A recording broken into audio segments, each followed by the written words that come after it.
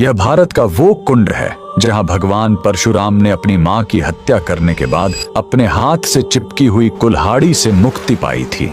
यह कहानी है महान ऋषि जमदग्नि और उनकी पत्नी पतिव्रता रेणुका की। कहते हैं रेणुका हर दिन नदी से कच्चे घड़े में पानी लाती थी और उनके सतीत्व के बल से वह घड़ा टूटता नहीं था। उनके 5 पुत्र थे जिनमें सबसे छोटे थे विष्णु अवतार परशुराम। एक दिन रेणुका ने नदी में कुछ गंधर्वों स्वर्ग के संगीतकार को जल क्रीड़ा करते देखा। उन्हें देखकर एक पल के लिए उनका मन मोह में पड़ गया और उसी क्षण उनके सतीत्व का बल टूटा और कच्चा घड़ा टूट गया। जब वो आश्रम लौटी तो ऋषि जमदग्नि ने अपने योग्य बल से जान लिया कि उनका मन भटक गया था। वो इतने क्रोधित हुए कि उन्होंने अपने पुत्रों को आज्ञा दी, अपनी मां का वध कर दो।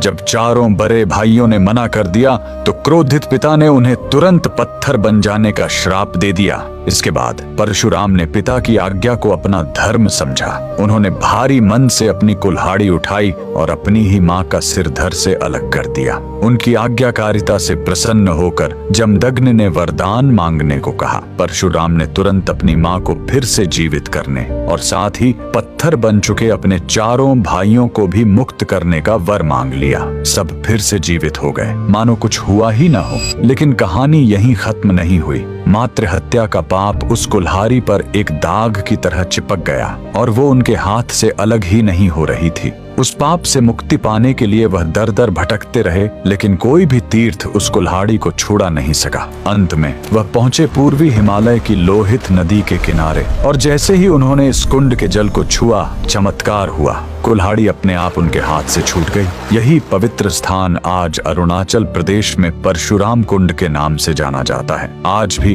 हर साल मकर संक्रांति पर हजारों श्रद्धालु यहाँ इस विश्वास के साथ डुबकी लगाने आते हैं कि यह कुंड उनके सारे पापों को धो डालता है, ठीक वैसे ही जैसे इसने स्वयं भगवान परशुराम को पाप मुक्त किया था। भगवान परशुराम को दिल से मानने वाले सभी भक्त कमेंट्स में जय परशुराम जरूर लिखें।